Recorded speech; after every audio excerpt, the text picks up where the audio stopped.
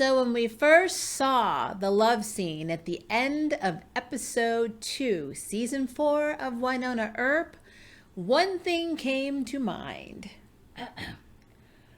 Boom chicka wow wow. Hi guys, my name is Maria Park and this is Approach to Nerd, and I'm here with my spouse, River Park, and we are here to talk about the importance of that epic love scene in Wynonna Earp episode 2 of season 4. We're in our 40s. We probably don't look like it. We probably do, depending on who you ask. I'm just barely in there though. Yeah, I'm 43, River is 40. But I can remember back in high school, I never saw a same-sex love scene of any type that wasn't in a soft, like, I want to say soft core porn, but it really wasn't. It was a movie that just implied sex, kind of like what we have today. Why this is so important for people like us who are members of the LGBTQ community is that we don't have the same representation as heterosexuals. And what I mean by that is we are so used to watching shows on the CW, watching shows on Netflix, Hulu. Well, technically Netflix is a little bit better because of Sense8, because Sense8 has some very graphic love scenes, but like some of their shows are a little muted down. Some of the Hulu shows we've seen, some of the, Amazon Prime scenes, like in different TV shows that they stream that we've seen are not as realistic, I guess is what I would like to say. But like this love scene was, and I know it was choreographed, was so realistic to the type of sex that we have that it was really hot, no pun intended. And it was like very touching, like there was an emotional connection between these two characters. And if you've known anything about the show, I know Wynonna Earp, and if you're watching this video, you do. Waverly and Nicole have been through a lot together. I mean, we've had a ex-wife show up. We've had a scenario where Nicole was bitten and almost died. We've had incidents where Waverly was shot. We've had a sister come back from the dead that basically tries to kill Nicole in the beginning of their relationship. I mean, there's so many things that have happened in Wynonna Earp that them being separated by the garden, which for us fans, not having a new episode or season since 2018, it was kind of like a thank you to us. I believe Emily Anders, the showrunner, even says this in an interview, that it was basically what we needed. And it just makes sense with these two characters. I mean, they are completely in love, and that's how they express it. In the past, there were implied sex scenes between Nicole and Waverly, but we normally got a little bit of them maybe taking their clothes off. Definitely sound effects. I remember in the Christmas episode, and no, I'm not perverted, I just remember this. Wynonna was basically horny and didn't have a partner at the time, and she was sitting on the chair, and then she starts hearing them have sex and from Waverly's room. So we know they were doing it. It's just that we never got to see that connection between them on a sexual level. It's so mainstream with heterosexual couples, in media. But I mean, I can name off some characters like in the 100, Clark and Lexa. They had a sex scene, but it wasn't anything like what we saw here. And they were two very connected people at the point where they were together. Magnus and Alec. Love them from Shadowhunters. We have implications of them having sex. We have morning after video, our scenes with them laying in bed with the sheet around them, but nothing to show them actually making love. We just don't get that. Some other, examples, if you watch or you have Hulu, The Runaways, Nico and Carolina, you see them making out. You understand what's happening, but you never get a visual of it. One of the ones that's more recent isn't even a live action. It's from The Last of Us 2 with Ellie and Dina. My problem with that is they are the main couple of this game, but we had an almost 3-minute sex scene between Abigail and her ex-boyfriend graphically, but you basically just see them kiss and lay down, and then they're just laying in their underwear. And it's like, so it's so important that we had this scene, because it kind of validates the fact that love is love, and there are different types of sex, and this is what couples in love do. And it's not just important to the LGBT community, it's also important to all communities, heterosexual, whatever.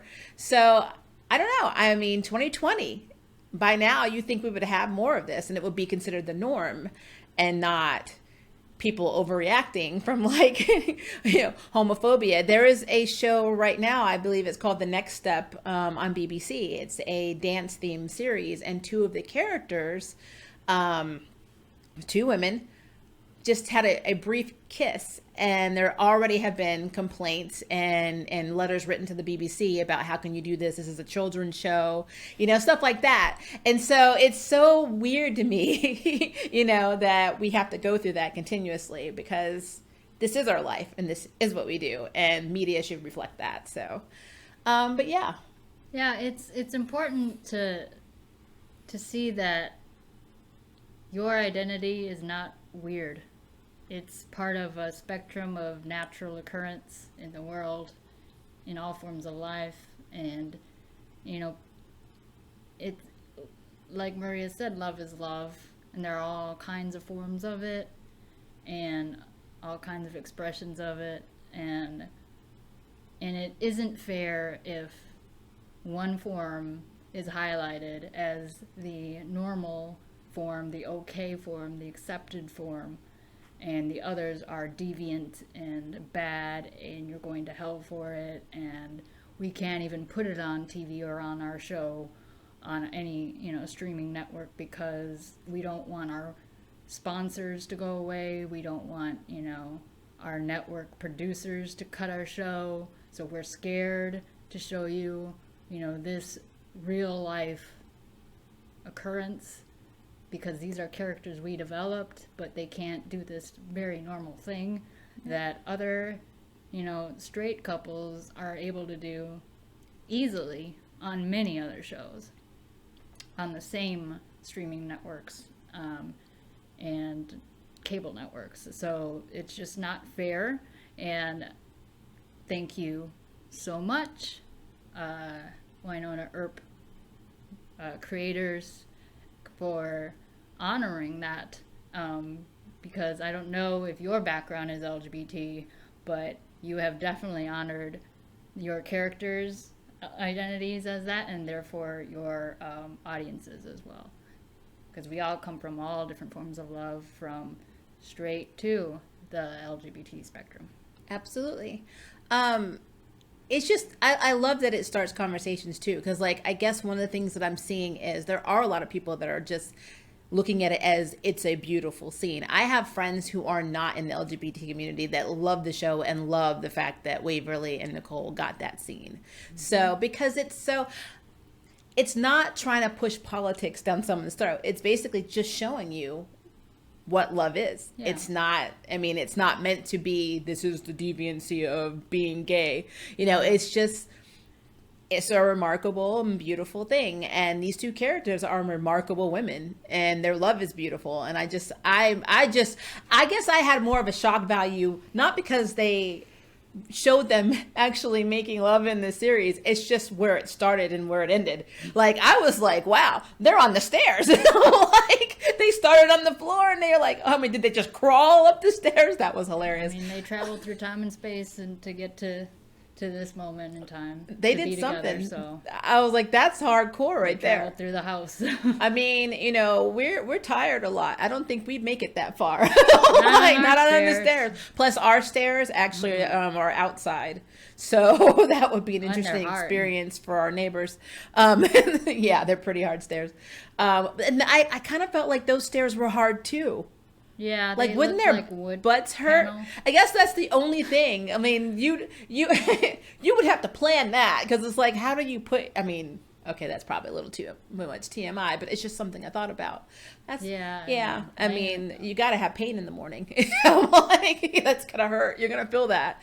But yeah, they're not in their 40s though. They're in their late 20s. They're not old like us, so maybe they could pull that off. Give each other lumbar support. Yeah, I would need to have a massage, maybe a pain shot. I mean, it's just, it'd be great at the time, but no. But yeah, I wanted us to make this video because we just celebrated our wedding anniversary on Saturday, which was August 8th. And, it's so refreshing that in 2020, we can say we have scenes like this. We have relationships like this. The only other time, honestly, I've ever felt this way is with Sense8, because Sense8 showed love across the board. And like they had very realistic and very long sex scenes in that. And it became, I guess it was more to push the envelope of this is the norm. And it was men loving men, women loving women. They even had spiritual orgies. And I know that sounds weird because I personally would never want to do that. But in the series, it made sense because they're all connected spiritually. Like they're connected to each other. So, they feel what each other feels. They can use each other's skills, blah, blah, blah. It's just a whole group of people that are connected. And so their love is shared. And it's if you look at it, if you take out the sexual nature of it, it's beautiful that all of them could share their spirits, their souls, and their love. And I thought that was really beautiful. So I missed that show a lot. I missed that show. And so having Wynonna Earp back has definitely given us another outlet. So I am so happy about that. I really am. And we're seeing more and more in media love that's not really, it's the norm. Like we just watched a show and we're going to do a review on this called The Dragon Prince. I think I have a review coming out actually this week on that. And it shows two queens that are married, two moonlight elves who are married. I think there's a potential couple for two of the characters. I don't want to really go all the way into that because that's more of a spoiler, so I'll wait to my review.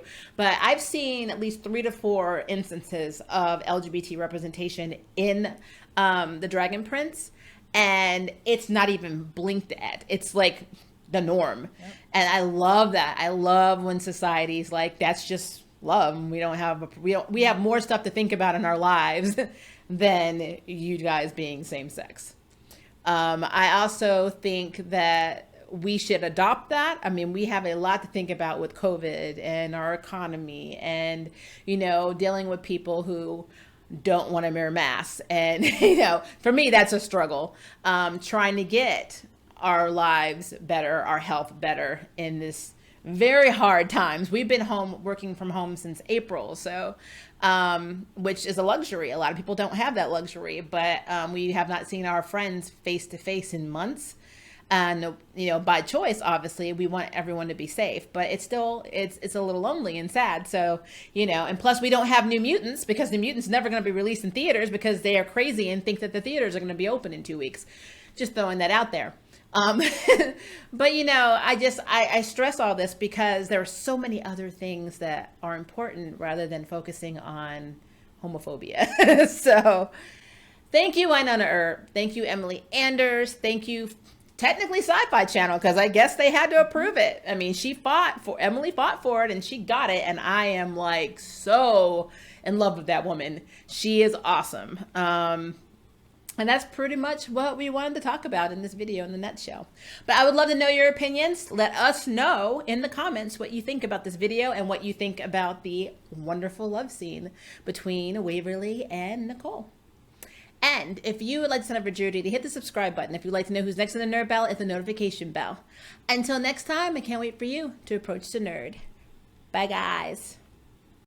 Thank you for watching my video. I really appreciate it, but hey, the party doesn't have to stop now. Click on one of these videos and keep it going.